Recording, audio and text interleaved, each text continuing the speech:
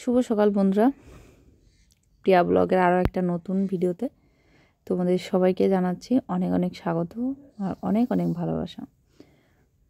তোমরা সবাই কেমন আছো? আশা করি তোমরা সকলে খুব ভালো আছো, আর আমরাও আছি মোটামুটি বেশ ভালো। তো শীত হালকা পাতলা চলে এসছে, সকালবেলার দিকেই শীতটা একটু লাগে, তাছাড়া কিন্তু সারাদিন সেই রকমভাবে এখনও শীত পড়েনি। তবে আজকে থেকে মনে হচ্ছে যে শীত পড়া হয়তো শুরু হয়ে গেছে। এ কদিন একদমই শীত ছিল না, শুধু রাত্রের দিকে একটু শীত পড়তো, তাছাড়া সকালে বিকালে কখনোই শীত মনে হয়নি। ঠিক আছে, আর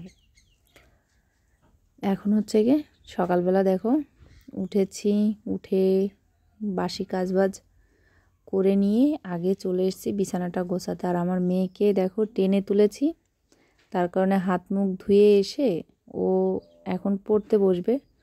ওকে বলা হয়েছে প্রত্যেক দিন সকালে ঘুম থেকে উঠে পড়াটা আর গান বাজানোটা এটা বাজাবে, কারণ ওর টিচার প্রত্যেক দিন এসেই না ওকে রাগ করছে, বলছে তুমি প্র্যাকটিস করছো না। আসলে প্র্যাকটিস না করলে কোনো কিছু কিন্তু কারোর দ্বারা সম্ভব হয় না। যতই তার গলায় সুর থাকুক বা সে পারুক সেটা ব্যাপার না, কিন্তু প্রত্যেক দিনকে যে একটা রেওয়াজ থাকে সেটা যদি ও ঠিকঠাক মতো না করতে পারে, তাহলে হাজার ভালো সুর থাকলেও হয়তো কখনো ভালো গান গাওয়া ওর পক্ষে সম্ভব হবে না। তো সেটা বলার জন্যই আমি কিন্তু চেষ্টা করি মেয়েকে প্রত্যেক দিন সকালে উঠিয়ে গানটা গাওয়ানোর। কিন্তু কি হয় বলো তো, কিছু কিছু দিন এমন একটা বেঁকে বসে যে সেদিন আর ওকে দিয়ে গান গাওয়ানো তো দূরের কথা, ওটা বলাও যায় না। তো আজকে রাত্রে, গতকাল রাতে শুয়ে পড়েছিল, সকাল সকাল পড়াটা কমপ্লিট হয়নি, সেই কারণেই আর কি সকালে উঠে বিছানাটা গুছিয়ে দিলাম। এখন মেয়ে বসেছে পড়তে, আর এখানে আমি আর তোমাদের দাদাভাই একটু গল্প করছিলাম দুজনে। আর আমি মুখ ধুয়ে এসে কি জানি একটা হলো, মনে হলো যে মুখে একটু ক্রিম ট্রিম কিছু একটা দিই। তো সেই জন্য তো ক্রিম বলতে এখন স্নোই ছিল, তো সেটাই দিলাম। দিয়ে এই যে প্রত্যেক দিনের মতো যে সকালে চিয়া সিড খাওয়া হয়, তো সেটা ভেজাচ্ছি আজকে। তো দেখো প্রত্যেক দিন চিয়া সিডগুলো আমি রাত্রে ভিজে রাখি, কিন্তু আজকে মানে গতকাল রাত্রে চিয়া সিডগুলো ভিজাতে মনে ছিল না, তো সেই জন্য ভাবলাম যে তাহলে গরম জল করি। গরম জল করে আধা ঘন্টার মতো যাই ভিজিয়ে রাখলে সেটা খাওয়ার উপযুক্ত হয়, বা বেশি গরম জল দিলে সঙ্গে সঙ্গেও খাওয়া যায়। তো সেই জন্য আমি গরম জল এই দেখো অল্প পরিমাণে দিলাম, দিয়ে এটাকে ভালোভাবে নেড়ে নিয়ে এর ভিতরে দেবো হচ্ছে ঠান্ডা জল। কারণ সকালবেলা উঠে না প্রচণ্ড খিদা লাগে, তো সকালে উঠে আমার কাজবাজ থাকে আর রান্নাবান্নার একটা ব্যস্ততা থাকে, সেই কারণে আমার আর মানে খাবার খাওয়ার মতো সময় থাকে না হাতে। তো চিয়া সিড যদি 1 গ্লাস বা 1 মগ খাওয়ার, তাহলে সকালে যে নাস্তা করে মানুষ, ব্রেকফাস্ট করে আর কি, সেই চাহিদাটা পূর্ণ হয়ে যায়। তো এটাতে অনেক প্রচুর পরিমাণে ভিটামিন বা মানে ক্যালসিয়াম বলতে পারো, সব কিছুই আর কি আছে। সে কারণে চিয়া সিড খাওয়া শরীরের পক্ষে অনেকটা ভালো আর কি, উপকার। আর সকালে আমার ওষুধ ছিল, সঙ্গে সঙ্গে আমি ওষুধটাও খেয়ে নিলাম, কারণ পরে দেখা যাচ্ছে আর ওষুধ খাওয়ার কথা মনে থাকবে না। সেই কারণে যখন মনে পড়ে, সকালে উঠে যদি আমার মনে পড়ে, আমি তখনই ওষুধটা খেয়ে নিই, যেহেতু খাওয়ার আগের ওষুধ, সেই কারণে। তো দেখো খেয়ে টেয়ে চলে আসলাম রান্না করতে। আর আজকে রান্নায় হচ্ছে গিয়ে চাল কুমড়ো ভাজা করব, আর একটু মাছ ভাজা করব। আগে একদিন পুঁটি মাছ এনেছিল, গুঁড়ো গুঁড়ো পুঁটি মাছ, তো সেটাই করব। আর দেখো আমাদের তো গ্রামে থাকি বলো, ব্লেন্ডার টিলেন্ডারের আর কি কোনো জামানা নেই। আমরা এভাবে রান্নাবাড়ি করতে গেলে আমরা এরকম শিল নোড়াতে বেটেই আর কি রান্না করি, পাটা পুতোয় বেটেই রান্নাটা করা হয় সব সময়ের জন্য। এটা প্রত্যেক দিন রান্নায় যে মশলাগুলো দেওয়া হয় সব আমাদের এই পাটায় বেটেই দেওয়া হয়। তো আজকে আমি করব মাছের ঝোল, অর্থাৎ বড় মাছ দিয়ে একটা ঝোল করব। তো সেই কারণে হালকা করে পেঁয়াজ রসুন আর জিরা লঙ্কা সব একসঙ্গে দিয়ে আর কি একটা পেস্ট করে নিচ্ছি, বেটে নিচ্ছি। আর এদিকে বেলা হয়ে গেছে অনেকটা, তো সেই জন্য তাড়াহুড়োও লেগে গেছে রান্না করতে। ঠিক আছে, আর চুলার পরে চাল কুমড়োটা ভাজা করছি আর এদিকে বাটা করছি। আর তোমাদের দাদাভাই আবার খেয়ে দিয়ে যাবে আমার ননদ বাড়ি, যেখানে একটু কাজ আছে, তো সেই জায়গা যাবে। আবার বাইরে হচ্ছে ধান বাড়ানো হচ্ছে আজকে বাড়িতে, আমার কাকা শ্বশুরদের ধান এসছে, তো প্রচুর পরিমাণে ধুলাবালি উঠছে। তো সকালের দিকে ধানটা একটু ভেজা ভেজা আছে বলে কম ধুলা ওড়ে, কিন্তু একটু বাদে অর্থাৎ যখন রোদ উঠবে বেশি পরিমাণে তখন আর বাইরে মানে দাঁড়ানো যায় না, এত পরিমাণ ধুলাবালি থাকে, ঠিক আছে। তো আমার রান্নাবান্নাও হয়ে গেছে, ওরা খেয়ে দিয়ে দেখো বেরিয়েও পড়ছে। তো মেয়েটা আর পিছন ছাড়লো না, বললো আমি যাব পিসিমণিদের ওখানে।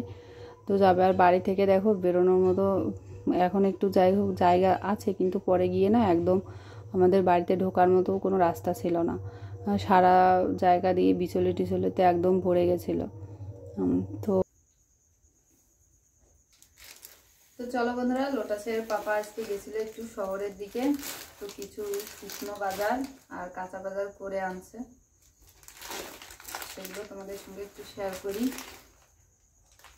এটা হচ্ছে আটা,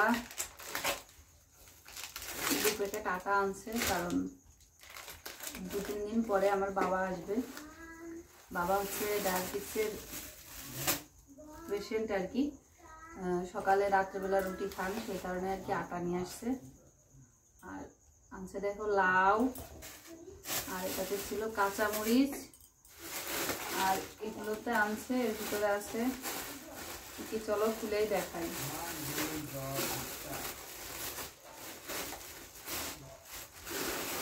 এই যে পাস্তা, এটা ছিল হ্যান্ড ওয়াশ, সাবান, শ্যাম্পু, আর আছে সার্ফ এক্সেল।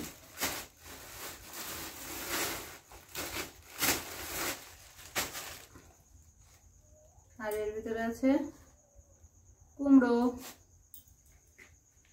এটা আছে সিম গাছ, আমাদেরও হয়ে গেছে, তো এখনো ধর আসেনি, মানে ফুল টুল কিছু আসেনি, তো যখন হয়তো হবে তখন আর খেতে ইচ্ছা করবে না। বাজার থেকেই 3-4 দিন নিয়ে আসলো শীত আসতে আসতে। আর আনছে আলু। তো এগুলোই আজকের বাজার মোটামুটি।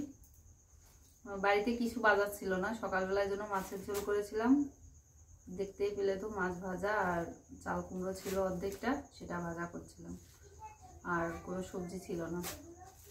আর এখন রাতের খাবার দাবার এখনো তুলিনি, তো ভাবছি যে ওরা গেছিল কালীগঞ্জে ওর বোনের বাসায় আর কি, সেখান থেকে খেয়ে দিয়ে এসছে, শুধু আমি খাবো আর মেয়েটা যদি একটু খাই, সেই কারণে ভাবছি যে একটু খিচুড়ি করবো অল্প করে, মা মেয়ের দুজনের হয়ে যাবে, আর তোমাদের দাদাভাই খাবে না, ঠিক আছে। তো এখন চলো একটু রান্না করে যাই, একটু চাটা করি, খেয়ে দিয়ে তারপর ভাত রান্না করবো।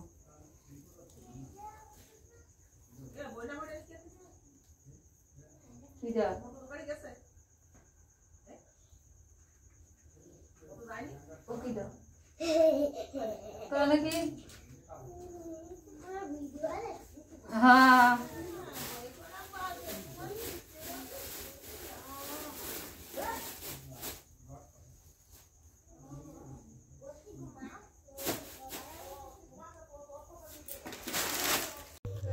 তো বন্ধুরা সন্ধ্যাবেলা ভাবলাম যে একটা নাস্তা টাস্তা কিছু একটা বানাই, তো তার জন্য দেখো ডিম ছিল ফ্রিজে, ডিম আর চিনি মিক্সড করে ওর ভিতরে দিয়ে দেবো হচ্ছে আটা বা ময়দা যে কোনো একটা দিলেই হয়, আর এর ভিতরে একটু বেকিং সোডাও দেবো যাতে জিনিসটা ভালো হয়।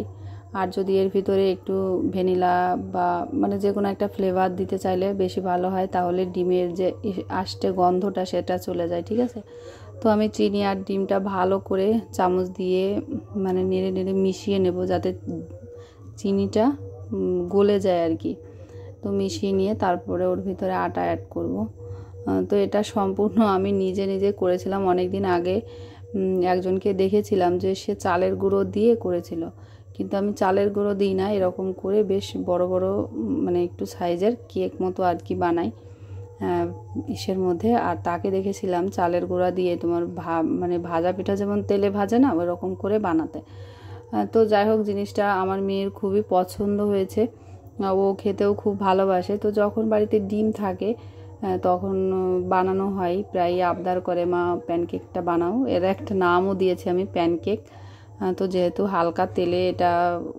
হালকা তেল ব্রাশ করে কড়াইতে বানানো হয়, সে কারণে এটা আমি প্যানকেকও নাম রেখেছি। খেতেও মোটামুটি ভালোই লাগে, আর যদি একটু চকলেট ফ্লেভার বা ভ্যানিলা এসেন্স দেওয়া যায় তাহলে ফ্লেভারটা আরও ভালো আসে বা টেস্টও অনেক ভালো হয়।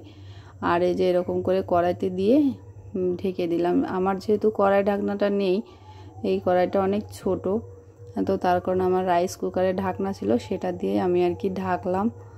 তো এটা একদম অল্প জালে করতে হয়, বেশি জাল দিলে আবার নিচে থেকে পুড়ে যায়। হ্যাঁ, সেই জন্য একদম অল্প পরিমাণে জাল দিয়ে করতে হয়। তো এটা হয় কি একটু ফুলে উঠতো, কিন্তু ফুললো না কেন বুঝলাম না। ফুলে উঠে একদম কেকের মতো এরকম ফাটফাট হয় মাঝে মাঝে, আবার এখন ওরকমটা হয়নি। তো যাই হোক, আমার এই দেখো একটা বানানো হয়ে গেছে। তো কেমন লাগলো তোমরা কমেন্ট করে জানিও, আর যদি ভালো লাগে তোমরা বাড়ি বানিয়ে খেতে পারো, ঠিক আছে। আর এখনকার নাস্তা বলতে ওটাই ছিল, আর চা বানিয়েছিলাম।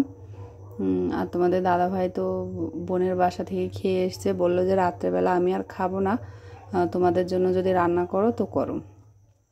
আমিও ভাবলাম যে তাহলে এখন একটু চা খাই, আর তরকারি তো আছে, তাহলে আমার আর আমার মেয়ের জন্য শুধু ভাত করব, তাতে আমাদের রাতের খাওয়া হয়ে যাবে। ফ্যামিলিতে 3 জন মানুষ, তার ভিতরে যদি একজন না খায় তাহলে থাকলো একজন, মানে একজন বলতে 1.5 জন। তো তাদের জন্য কি রান্না বান্না করতে ভালো লাগে কারো, বলো? ভালো লাগে না। তো চলো, আজকের ব্লগটা তোমাদের সঙ্গে এইটুকু শেয়ার করলাম। তো সবাই ভালো থেকো, সুস্থ থেকো। আবার যদি ভালো থাকি তো নেক্সট ব্লগে আবার তোমাদের সঙ্গে দেখা হবে। গুড নাইট সবাইকে।